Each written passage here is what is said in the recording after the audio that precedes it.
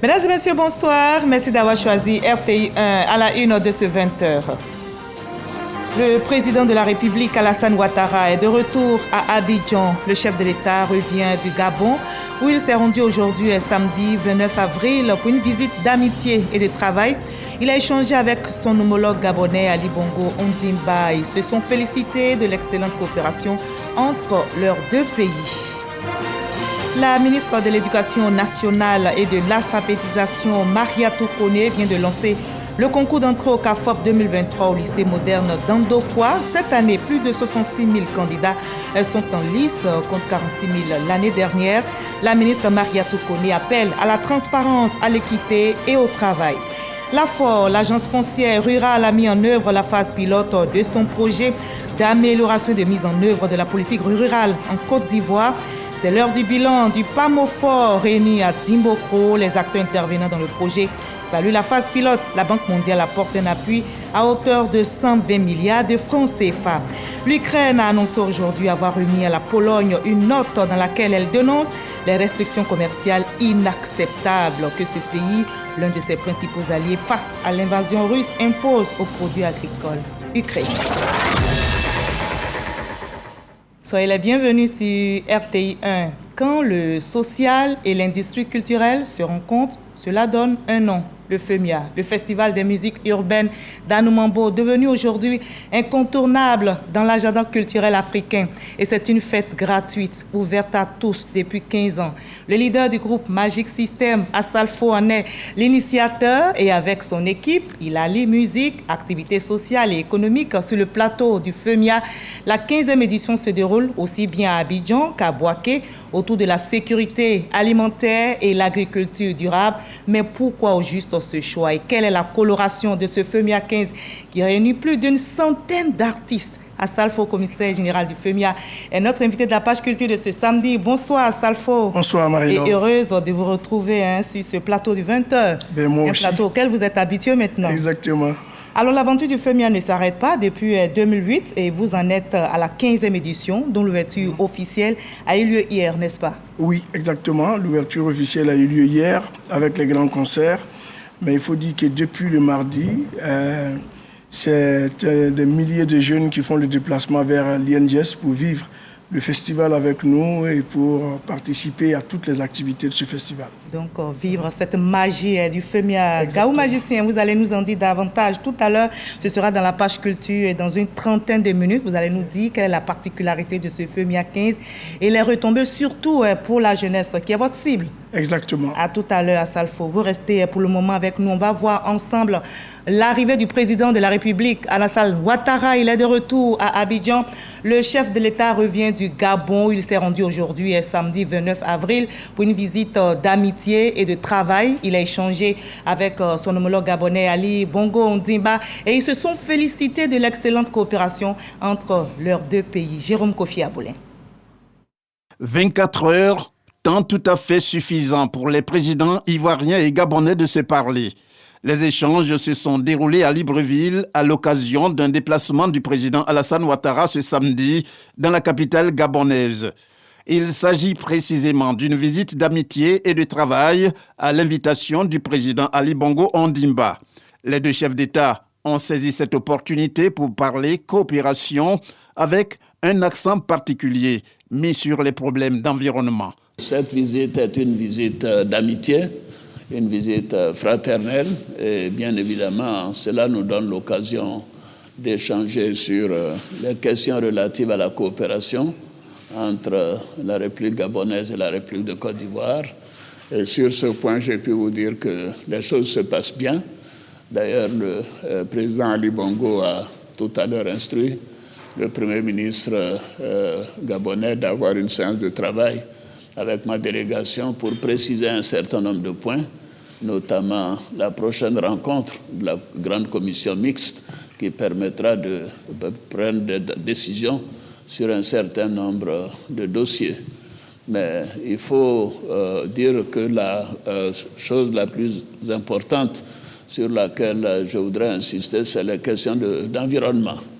Et féliciter le président Bongo pour le One Forest Summit qui a donné un éclat particulier aux conséquences de cette situation de pollution générale dans le monde sur le continent et ses conséquences, et en même temps dire à quel point le poumon qui est donc la forêt gabonaise, la forêt équatoriale, contribue à alléger les choses. Cette visite a également permis au président Alassane Ouattara d'aborder la question de la monnaie unique de la zone franc. La monnaie ouest-africaine qui devra être mise en œuvre.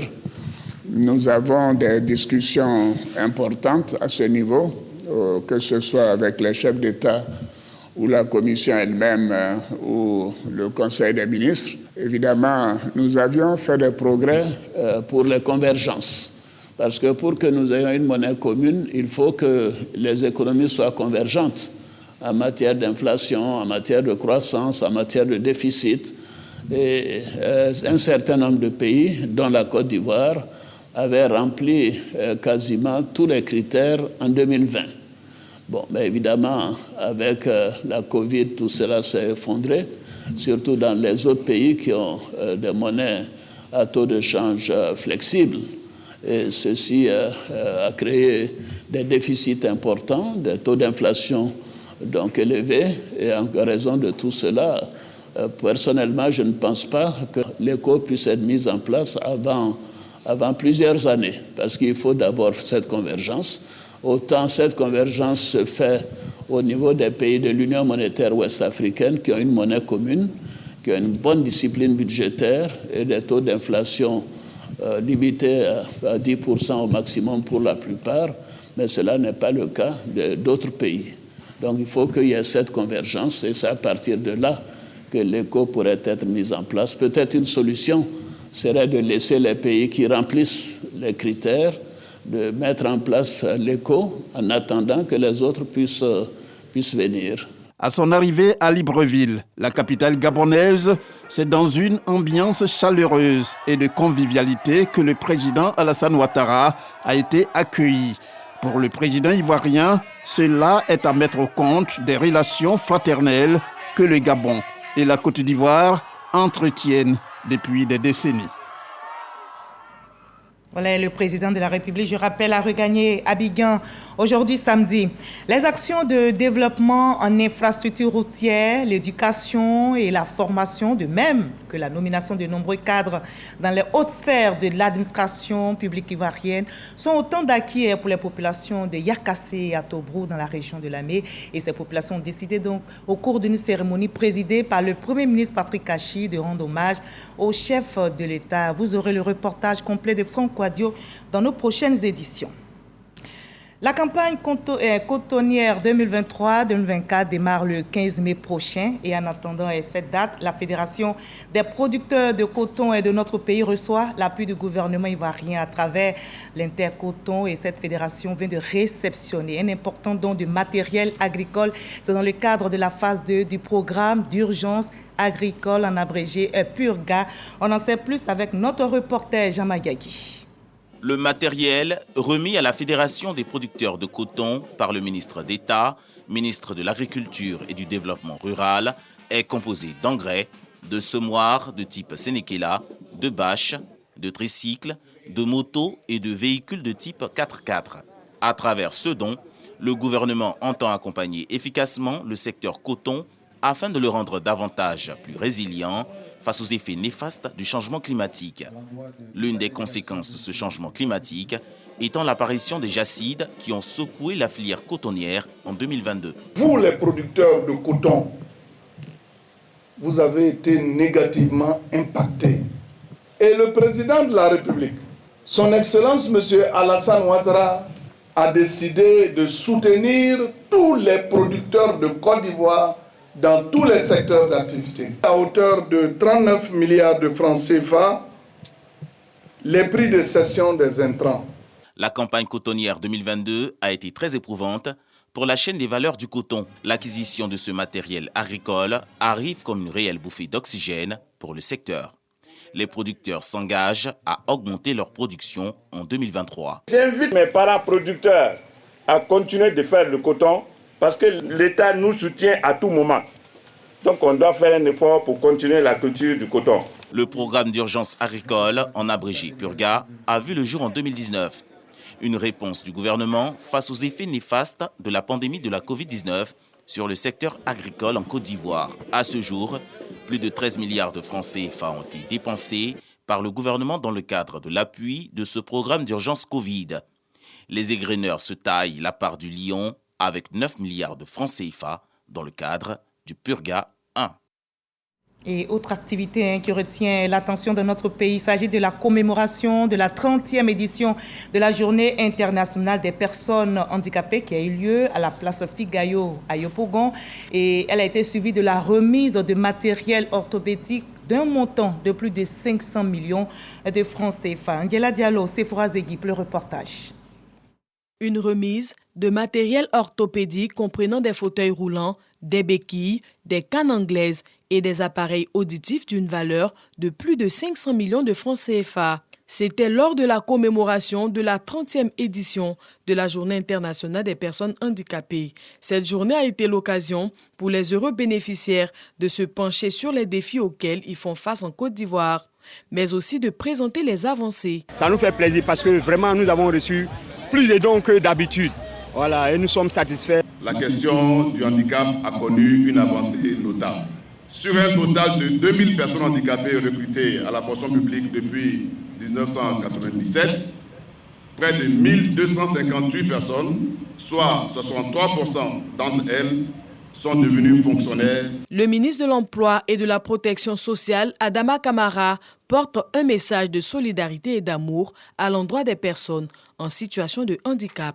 La Côte d'Ivoire, à l'instar de tous les autres pays du monde entier, s'est résolument engagée dans la protection des personnes en situation de handicap. Chers compatriotes en situation de handicap, je reste convaincu que vous constituez, à l'instar de tous les autres citoyens, des atouts indéniables pour le développement de notre pays, notre beau pays, la Côte d'Ivoire nouvelle. Parrainant cette cérémonie, Adama Bictogo, président de l'Assemblée nationale, félicite la mise en place de ce cadre afin de prôner des valeurs de paix et d'égalité. Aucun de nous, même valides, ne sont supérieurs à ceux qui sont en situation de handicap. Nous sommes tous égaux et nous devons avoir les mêmes droits.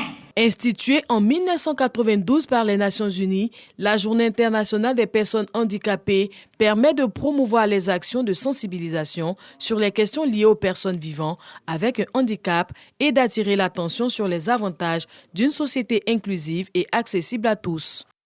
Et on s'intéresse aussi au club genre travaillant à l'égalité des sexes et à la promotion du genre. 8 clubs ont vu le jour dans les universités publiques et grandes écoles. Cette initiative découle du projet Génération Égalité des ONU-Femmes à l'occasion du 25e anniversaire du programme d'action de Beijing. C'est un mouvement d'action urgente mené en réponse aux progrès insuffisants obtenus en matière d'égalité hommes-femmes depuis la conférence mondiale sur les femmes de Beijing en 1995. Didier Nguessan nous explique tout cela. Promouvoir le genre au sein des universités publiques et grandes écoles. La direction des œuvres universitaires, de la vie associative et du genre a installé à ce jour 8 clubs genre. Il s'agit pour eux d'amener les camarades à adopter définitivement des comportements qui vont avec les réalités qui ont trait au genre, surtout de lutter contre toutes les violences à caractère sexiste. La représentante de ONU Femmes qui accompagne le projet remet les documents au ministre de l'Enseignement supérieur et de la Recherche scientifique. En Côte d'Ivoire, ONU Femmes salue le renforcement du cadre légal de l'éducation, avec notamment la loi sur l'école obligatoire pour tous les enfants de 5 à 16 ans, ainsi que les efforts entrepris par le gouvernement ivoirien pour renforcer l'accès, le maintien, l'achèvement et la performance des filles dans le système éducatif, à la base de l'amélioration des indicateurs de genre du secteur de l'éducation mentionné. Les clubs genre travaillent sur 6 axes appelés coalitions. La violence fondée sur le genre, la justice et droits économiques, la santé, le droit sexuel et reproductif, les actions climatiques, la technologie et les innovations au service de l'égalité et enfin le mouvement et leadership féminin. Nous nous devons assainir notre milieu en l'exemptant de toutes entraves et barrières relatives au genre. Aborder cette tendance apparaît comme un impératif majeur dont l'atteinte passe par des efforts à entreprendre pour réduire les inégalités et assurer l'autonomisation de la femme. Adama Diawara a annoncé l'assignation progressive aux filles des cités universitaires de Mermoz et Rivera 2. Et je l'annonçais dans les titres il y a quelques instants, la ministre de l'Éducation nationale et de l'alphabétisation, Mariatou Koné, a lancé le concours d'entrée au CAFOB 2023 au lycée moderne d'Andokwa. Et cette année, plus de 66 000 candidats sont en lice. La ministre Mariatou Koné appelle à la transparence, à l'équité et au travail. Rallye demandé, Patricia Mouetia. Ce sont précisément 66 823 candidats qui frappent aux portes du CAFOB, Centre d'aptitude et de formation pédagogique, pour la session 2023. Comme à l'accoutumée ce matin au lycée moderne d'Andokwa de Yopougon, les prétendants sont soumis au contrôle avant de rejoindre les salles de composition. Dans l'attente du début des épreuves, certains d'entre eux nous livrent leur motivation. C'est un rêve que je cherche à réaliser. Depuis toute petite, j'ai aimé ce métier. Donc, vraiment, je veux tenter ma chance cette année. Ce qui me plaît dans l'enseignement, c'est quand tu partages ton savoir, quand tu partages ta connaissance avec tes prochains, vraiment, il n'y a rien de tel. À 7h35, la ministre de l'Éducation nationale et de l'alphabétisation fait son entrée dans l'une des salles.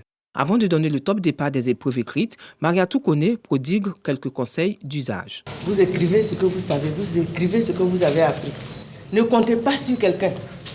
Comptez sur vous-même et sur Dieu. Le président de la République est un homme qui pense à la jeunesse. 2023, année de la jeunesse. Et au nom de cela, initialement, depuis que le CAFOP existe, on prenait l'âge limite, c'était 36 ans. Cette année, nous sommes passés à 38 ans pour donner la chance à plus de jeunes. Donc, bonne chance à chacun. Les prétendants confrontent leurs connaissances en mathématiques, français et culture générale. L'éducation de qualité s'impose, pas donc de place pour la complaisance. L'excellence demeure l'unique critère qui prime dans la sélection. Nous recherchons la qualité, ce sont les meilleurs que nous prenons.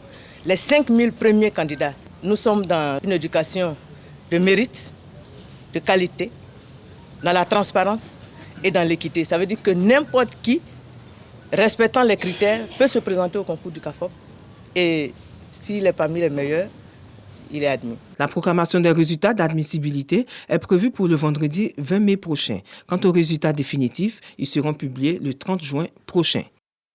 Et en attendant, place au compo. Bonne inspiration donc à tous les candidats. La Côte d'Ivoire vient de célébrer la 16e journée mondiale de la lutte contre le paludisme. À Grand-Maurier, c'est dans le département d'Agboville.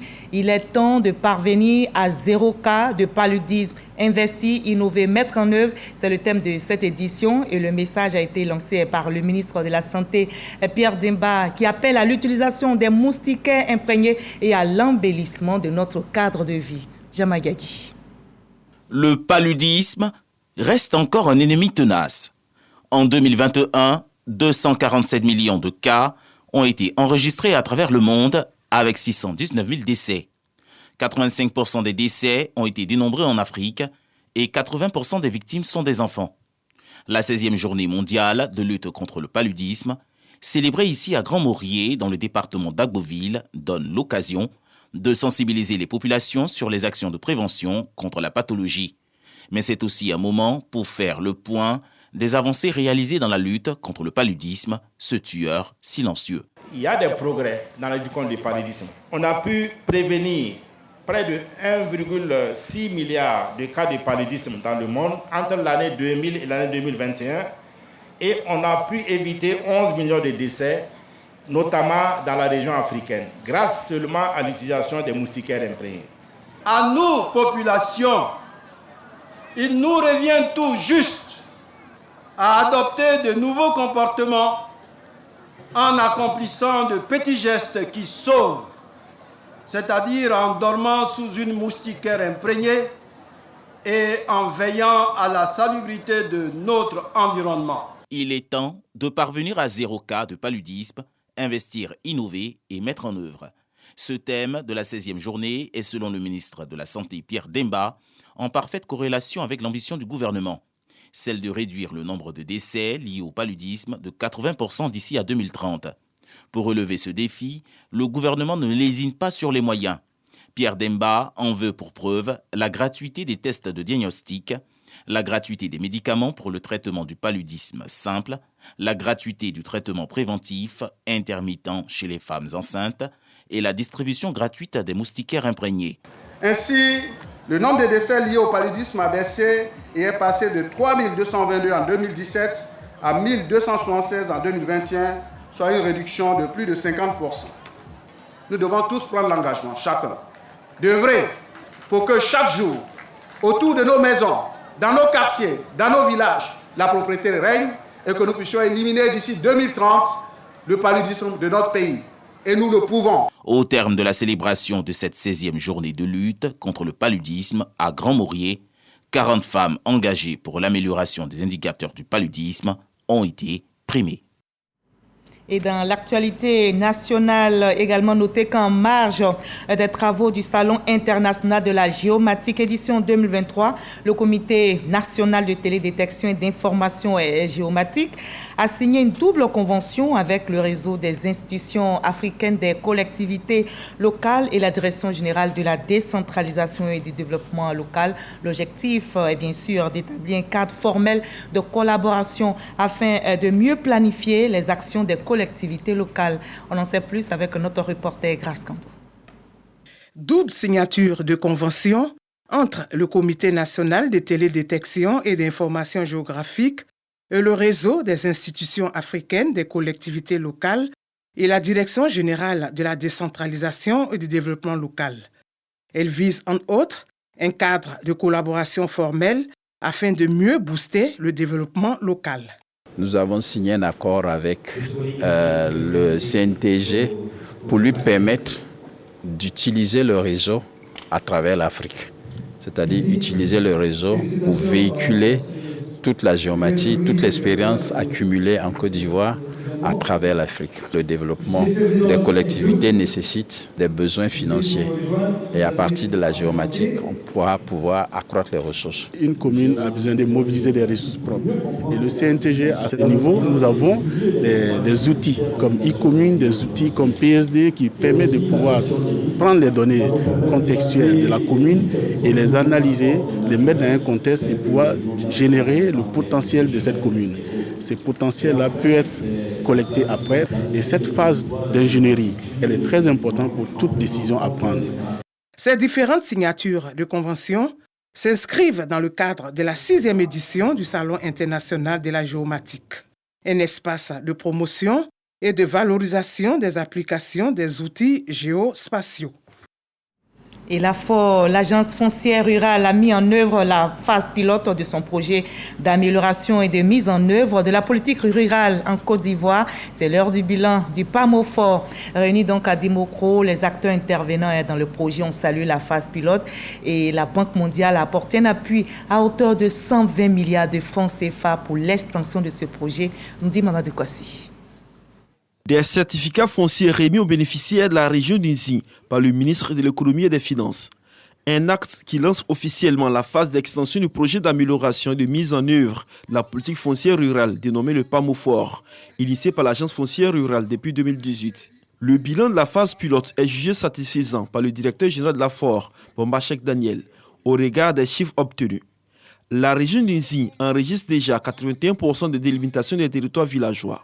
Elle est donc classée 4e au plan national avec 1165 certificats fonciers délivrés. Président de la cérémonie de lancement de la phase d'extension du PAMOFOR, le ministre Adama Koulibaly s'est félicité des résultats obtenus grâce au soutien financier de la Banque mondiale, un appui que l'institution financière a décidé d'augmenter. La Banque mondiale est disposée à amplifier les actions du projet PAMOFOR en mettant à disposition des ressources beaucoup plus importantes qui s'élèvent à 120 milliards de francs CFA.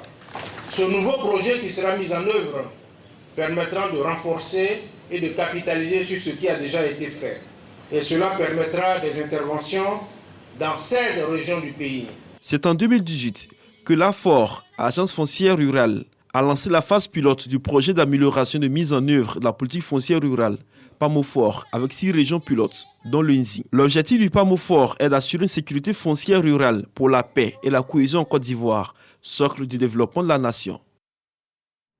L'INS, l'Institut national de la statistique, a organisé cette semaine un atelier de sensibilisation à l'endroit des chefs d'entreprise, et c'est dans le cadre de la rénovation de l'indicateur avancé des bâtiments et travaux publics. L'objectif est de mettre à jour cet indicateur qui date de 2007 afin d'apprécier de façon efficiente l'évolution de production des travaux de construction dans notre pays. Jean-Luc Bangbo.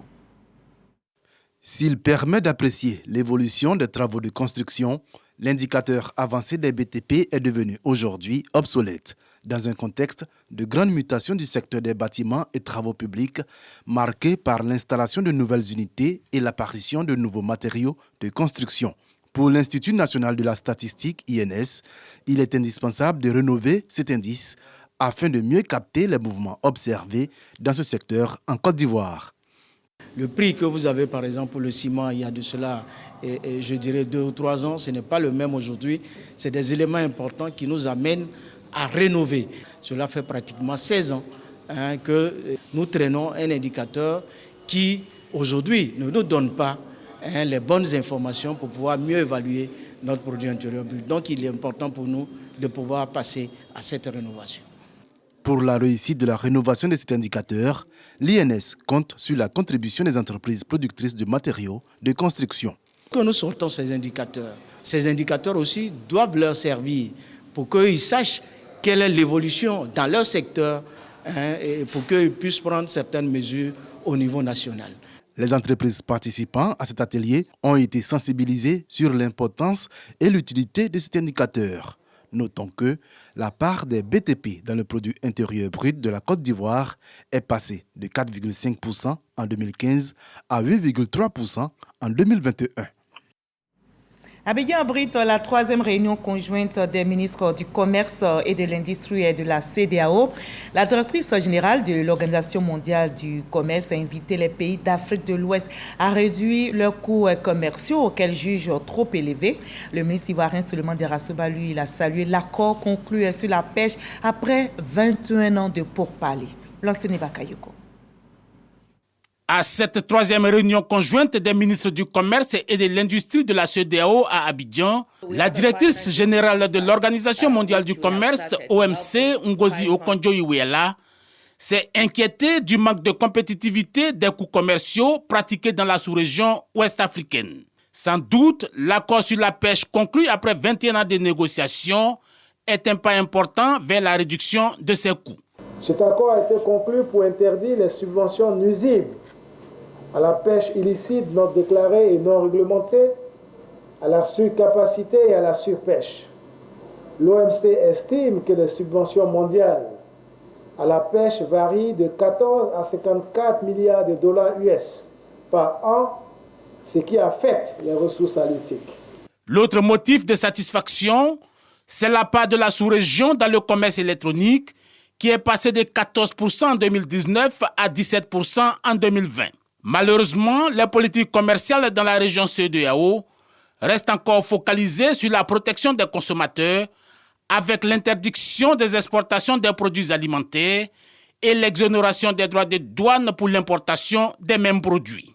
Ainsi, nous avons opté pour un repli sur nous-mêmes au lieu d'utiliser les leviers de l'intégration et du commerce international pour lutter contre les dysfonctionnements du marché mondial. C'est donc l'occasion de vous proposer une réunion de haut niveau sur la lutte contre la hausse des prix en explorant l'utilisation des leviers régionaux et internationaux. Au regard de la conjoncture internationale, il devient impératif de s'impliquer fortement dans la préparation de la 13e conférence ministérielle qui devrait permettre d'accélérer la mise en œuvre des engagements tout en mettant l'accent sur les réformes obligatoires afin d'être compétitif au niveau du commerce mondial. Notre compatriote Loseni Kone fait honneur à la Côte d'Ivoire. Il vient d'être porté à la tête de la section des fournisseurs de l'étranger pour l'AFI, l'Association des industries alimentaires. L'AFI est créée en 1906, comptabilise 117 ans d'existence et c'est l'une des plus prestigieuses organisations représentant les acteurs du secteur de l'industrie alimentaire des États-Unis. La conférence annuelle de cette organisation vient de s'achever à Miami, nous rapporte Michel Digri.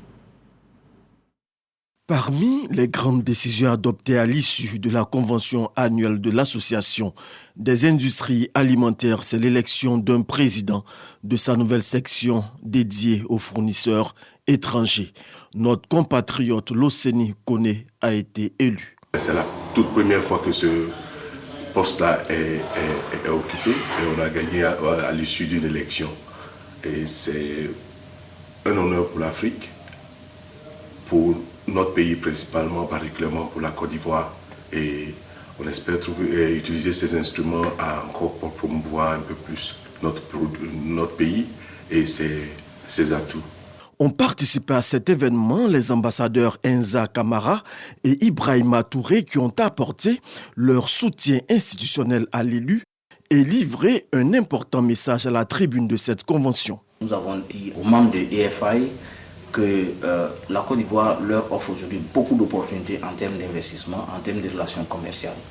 Nous avons signé récemment un MOU de 500 millions de dollars avec Exim Bank, qui est une sorte de levier qui devrait pouvoir permettre de booster davantage les relations économiques et commerciales entre la Côte d'Ivoire et les États-Unis. La délégation ivoirienne a traduit la ferme volonté du gouvernement de travailler à accroître le volume des échanges avec les États-Unis, particulièrement dans le domaine de l'agroalimentaire.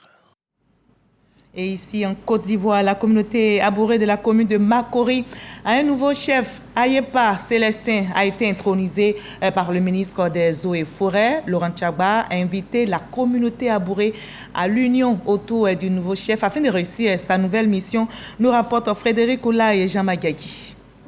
Espace Sikoji de Marcory-Remblai. Une libation est faite par les gardiens des coutumes pour soumettre l'autorité du nouveau chef central des Abourés aux ancêtres. Une cérémonie d'intronisation aux couleurs des valeurs culturelles abourées.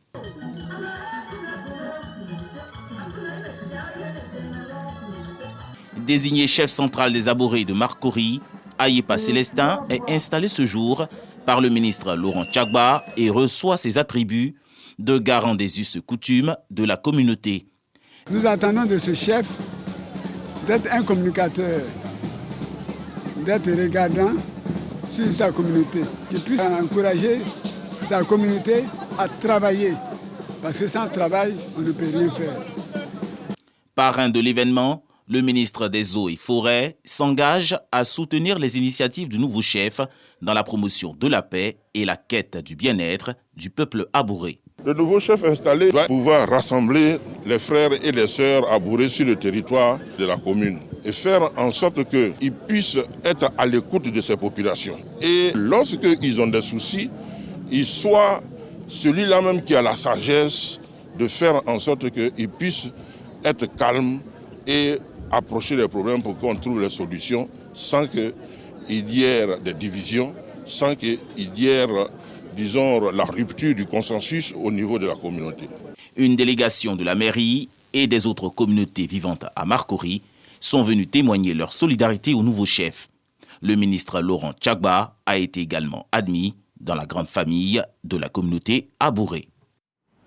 Voilà, et pour les nouvelles à l'étranger, l'Ukraine a annoncé aujourd'hui avoir remis à la Pologne une note dans laquelle elle dénonce les restrictions commerciales inacceptables que ce pays, qui est l'un de ses principaux alliés face à l'invasion russe, impose aux produits agricoles ukrainiens. Des notes concernant la situation complètement inacceptable découlant des restrictions commerciales sur les importations de produits agricoles en provenance d'Ukraine ont été adressées à la représentation diplomatique polonaise ainsi qu'à celle de l'Union européenne. Et nous sommes samedi, place à l'instant culture de ce 20h.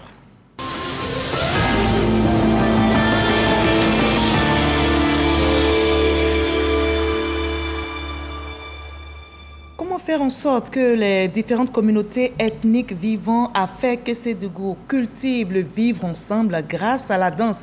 C'est le challenge que veulent relever les populations de cette localité. Un festival de danse intercommunautaire a donc été lancé pour permettre aux différentes communautés de consolider la culture de la paix. Michel Digré pour le reportage. C'est par la danse que pourra se consolider la cohésion sociale. C'est du moins la conviction que partagent les cadres de cette localité. Le festival de danse intercommunautaire est initié pour briser les liens de méfiance entre les populations. Son concepteur est un cadre du RHDP, Koné Largaton. On doit faire tout pour rassembler les Ivoiriens. Vous avez compris? Il n'y a pas d'ethnie qui est mieux qu'une autre ethnie. On est même chose. Nous sommes tous porteurs d'un même génie. Nous avons les mêmes aspirations. Donc on doit être unis. À partir de cet instant, le festival de toutes les danses culturelles, eh bien, démarre à faire qui? Pour joindre l'acte à la parole, Koné Largaton s'est rendu à Didievi pour partager sa vision et inviter tous les amateurs de danse des différentes contrées du pays à se rendre à Fekessédougou pour défendre les couleurs de toutes les danses traditionnelles ivoiriennes. Et quand je dis Premier Gaou, Chéri Coco, Mamadou ou encore Bouger Bouger, vous pensez bien sûr au groupe Magic System. Et vous avez raison, le leader de ce groupe est avec nous. Bonsoir, Assalfo. Bonsoir, Marie-Laure. Chanteur du groupe Magic System, mais également vous êtes le leader et vous êtes le commissaire général du FEMIA. Exactement. Bonsoir donc Assalfo. Abidjan et Boaké abritent le FEMIA 15. Oui. Pourquoi le choix de ces deux villes? Mais Abidjan, c'est un choix naturel, puisque Abidjan, c'est la capitale de la Côte d'Ivoire, et que c'est par ici que... La capitale économique de la Côte d'Ivoire, oui. Et que c'est par ici que... Et Yamoussoukro, capitale politique, c'est exactement. Ça. Et Boaké, c'est la deuxième plus grande ville, après Abidjan. Mais il faut dire que Boaké a été choisi pour accompagner la dynamique des autorités à refaire de Boaké cette grande ville qu'elle était avant. Donc nous voulions accompagner les autorités dans la dynamique. En plus, nous sommes aussi en prélude de la Coupe d'Afrique des Nations qui aura lieu partout en Côte d'Ivoire et surtout à Boaké. Donc le FEMIA pourra annoncer les couleurs. Voilà. Et donc quelle est la particularité de cette édition? En quoi se distingue-t-elle des autres? Déjà par le thème. Nous avons choisi le thème de la sécurité alimentaire et de l'agriculture durable pour interpeller les jeunes sur des sujets sur lesquels nous ne nous penchons pas souvent, mais qui peuvent être source de crise dans l'avenir. Et nous, en tant qu'artistes, nous avons la chance de faire un métier qui peut servir de canal pour promouvoir des valeurs, pour sensibiliser. Donc on s'est dit qu'il était temps qu'on aborde le sujet de la sécurité alimentaire, parce que nous leurrons, nous croyons que nous sommes autosuffisants alimentaires. Or, les différentes crises de la Covid et de la guerre russo-ukrainienne nous ont montré que l'Afrique était très limitée et que l'Afrique dépendait encore de l'Occident. Et c'était surprenant quand même de l'apprendre ainsi. Oui, c'était surprenant parce que nous, succès, quand on regarde la Côte, que le succès de ce pays repose sur l'agriculture. Depuis qu'on est petit, on nous répète ça, mais on ne savait pas qu'on mangeait. Ce qui se trouvait dans nos assiettes venait d'ailleurs. La preuve, quand la guerre a éclaté, vous avez eu l'inflation des denrées alimentaire qui montrait que nous importions beaucoup et que voilà, il fallait qu'à un moment donné, nous essayions d'œuvrer pour être autosuffisants alimentaires. Et vous en parlez aux jeunes, il faut cultiver et il faut donc consommer aussi ivoirien. Le FEMIA se poursuit. On va regarder ensemble cet élément réalisé par nos confrères de la rédaction. On regarde ensemble et on en reparle. Abidjan, aux couleurs de la 15e édition du Festival des musiques urbaines d'Anoumabo, FEMIA, un événement qui, au fil du temps, se positionne parmi les plus grands festivals dans le monde. Sécurité alimentaire et agriculture durable, tel est le thème choisi pour cette édition, un thème qui vient à point nommé pour encourager la jeunesse à l'entrepreneuriat agricole afin de saisir les opportunités qu'offre le secteur agricole. Un volet social marqué par les poses des premières pierres pour la construction de nouvelles écoles dans les villes de Boaké et Badika. Le FEMIA, c'est aussi un clin d'œil aux tout petits à travers le FEMIA Kids. Moment de gaieté entre ces tout-petits qui se retrouvent dans une ambiance bon enfant sur le site du FEMUA à l'INJS, un site qui abrite le village technologique, une des innovations du FEMUA 15.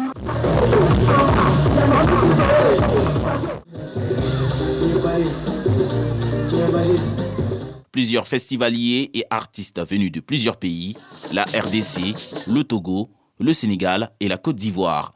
12 têtes d'affiche et une centaine pour la scène découverte.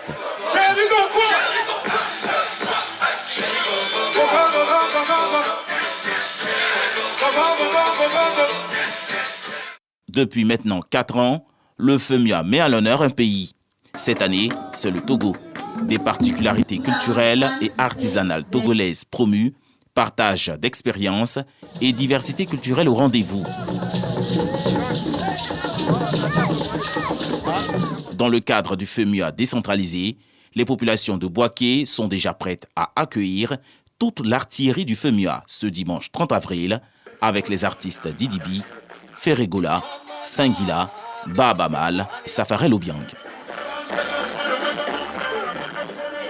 Voilà, le reportage a été réalisé par Serge Pacom Didi et Jean-Marc Gagui, un beau reportage d'ailleurs. Il y a des innovations, de grandes innovations pour ce FEMUA 15. Oui, le village technologique dont on a trop parlé. Et puis aussi, il faut dire qu'il y a eu l'initiation des enfants à la musique. On a ouvert un atelier de musique pour apprendre aux enfants à jouer à un instrument. Et puis, bon, le thème aussi a fait qu'au niveau du Carrefour Jeunesse, nous avons multiplié le nombre de jours de conférences. Donc, ce sont ces innovations-là qui apportent une valeur ajoutée à cette 15e édition du FEMUA. Alors, dernières éditions, vous parliez de l'employabilité des jeunes, la lutte contre l'immigration. Cette année, vous faites un focus sur la sécurité alimentaire, l'agriculture durable. Est-ce que tous ces messages entendus au FEMUA ont de l'impact sur cette jeunesse qui est dans votre ligne de mire? Ben oui, ces messages ont de l'impact vu les témoignages que nous font certains jeunes et vu aussi ce qui se passe. Parce que le FEMUA, c'est vrai que c'est ponctuel de faire les activités, mais après, il y a un suivi, il y a une continuité. Par exemple, l'année dernière, on a parlé d'employabilité, d'entrepreneuriat des jeunes. Et avec le ministère en charge de la jeunesse, 10 projets de jeunes ont été ciblés pour être financés par le ministère. D'ailleurs, des remises de chèques auront lieu dans les jours qui suivent. Il faut voir aussi que certains partenaires commerciaux qui sont avec nous ont pris des jeunes en stage et cela va aboutir à des emplois. Donc pour nous, il y a un impact et c'est ce qui nous marque le plus, c'est la prise de conscience des jeunes sur leur implication pour le développement du continent et plus particulièrement de la Côte d'Ivoire qui nous encourage plus à nous investir dans le volet scientifique du FEMUA. On a commencé au départ avec 500 jeunes, 600 jeunes qui venaient. Aujourd'hui, on va jusqu'à 3000 jeunes parce que ces jeunes ont pris conscience que le FEMUA n'était pas seulement une scène pour venir s'amuser, danser, mais que ça pouvait être aussi un tremplin pour s'offrir des opportunités. Et il y a donc des exemples? Oui, il y a des exemples, voilà. D'accord. Alors, le FEMUA, vous l'avez dit, c'est la sensibilisation à l'entrepreneuriat, le social, la musique. Alors, dites-nous, est-ce que le volet social, qu'est-ce qui est prévu cette année? Cette année, c'est la construction de 2 écoles primaires. Et ça va faire au J'ai total... voulu du 3, mais on n'a pas encore posé la pierre de la 3e école qui est prévue pour Divo. Mais les 2 premières écoles qui vont être construites sont les écoles de Bouaké et de Badika. Et ça va donc enregistrer, on va enregistrer... Ça fait 10 écoles, 10 écoles 3000 enfants qui vont à l'école dans des conditions confortables. Et c'est ça aussi le bilan qui nous encourage à continuer sur cette lancée. Vous avez invité plus d'une centaine d'artistes à ce FEMUA 15 pour 5 jours pour 5 festivités. Jours. Oui, parce qu'on a voulu que le FEMUA soit une plateforme d'opportunité pour tous les jeunes talents. C'est vrai qu'il y a 12 têtes d'affiche, mais tous ces jeunes talents qui n'ont pas la chance de passer sur la grande scène, il fallait créer une opportunité pour les mettre en lumière. Et entendez-vous bien qu'il y a des jeunes qui sont passés sur cette scène qu'on appelle la scène découverte, qui aujourd'hui passent sur la grande scène. Je prendrai pour exemple Safarel Obiang, Roselyne Layo, KS Bloom, Sami Succès, Didi B. Tous ceux-là sont passés par cette petite scène pour être aujourd'hui sur cette grande scène. Donc c'est une opportunité pour ces jeunes et puis aussi ça permet de créer une certaine ambiance au sein du village. Belle communion. On l'a vu dans ce reportage de Serge Pacom Didi. Oui. Le FEMIA que vous avez initié depuis 2008 et dont la belle aventure se poursuit d'ailleurs, s'inspire de votre parcours de Gaou magicien qui n'a pas été un long fleuve tranquille. Exactement. On s'est dit que, voilà, nous, on est passé par des difficultés pour arriver là où nous sommes. Et si nous pouvons participer à l'évolution des choses, à commencer par notre petit village à Noumambo, ça sera bien. Donc ça commence par la construction d'une école. Et après, on se rend compte que c'est à toute la Côte d'Ivoire qu'il faut tendre la main. On ne peut pas tout faire, tout comme le gouvernement ne peut pas tout faire. Mais nous pouvons venir à notre petit niveau, apporter notre contribution et n'ajouter qu'un petit maillon à la chaîne que les autorités mettent en place pour développer la Côte d'Ivoire. Et quelles leçons voudrez-vous que les jeunes qui vous regardent retiennent de ce parcours d'artiste et d'entrepreneur que vous êtes devenu aujourd'hui? Mais qu'ils se disent que rien ne s'obtient facilement, qu'ils se disent aussi que le parcours peut être parsemé d'embûches, mais quand on y tient, on arrive. Là, aujourd'hui, on leur parle de s'intéresser à l'agriculture parce que les gens ont tendance à croire que tout ce qui est agriculture, ce sont seulement les paysans. Non, aujourd'hui, chacun peut apporter sa contribution. Et la preuve en est que moi-même qui parle, ça fait 5 ans que je suis agriculteur. Même si je ne communique pas autour, ça fait 5 ans que je m'investis dans l'agriculture et je peux rassurer les jeunes que l'agriculture nourrit son homme, même plus que la musique. Et à Salfo, donc, ne chante pas seulement. Voilà. La finale du FEMIA 15, c'est demain? Oui, c'est demain à Boaké. Dimanche 30 avril. Oui. Dites-nous à quoi devons-nous attendre? Mais ça va être une grande fête. Une grande fête dans la mesure où demain, on a quand même 2 grands événements dans la même ville de Boaké. La musique et le sport. On a l'ASEC Mimosa, le meilleur club de Côte d'Ivoire qui joue sa qualification. Attention, l'autre équipe qui vous regarde à Salfo. Allez, ils savent de quoi je parle. On revient l'ASEC qui joue la qualification pour la Coupe d'Afrique de club et le FEMIA qui a lieu après. Donc, l'ASEC gagne. Après, on célèbre cela comment on appelle, au FEMIA. Et les artistes, plus de 8 artistes vont venir jouer, surtout que le lendemain est férié. Les artistes vont jouer jusqu'au petit matin pour le bonheur des populations boakoises. Merci à Salfo d'avoir répondu à nos questions et merci d'avoir été notre invité. La page culture de ce 20h. À demain à la finale? À demain, on vous attend tous. J'y serai. Merci beaucoup. En tout cas, moi, j'y serai. Merci, Marie-Laure. L'aventure continue. Le FEMIA a généré en 15 ans la construction d'écoles et de centres de santé. Vous l'avez entendu. À Salfo et ses amis, les Gaou magiciens, distillent ici chaque année la magie du savoir-faire culturel et entrepreneurial sur le plateau du FEMIA. C'est tout à l'honneur de la culture ivoirienne, mais également la culture africaine qui peut garder le sourire. La RTI vous propose le FEMIA donc après cette édition et en raison de ce direct, il n'aura pas le dernier journal à 23h. Passez une très très belle soirée sur RTI 1 et moi je vous dis à demain 20h, gardons le sourire.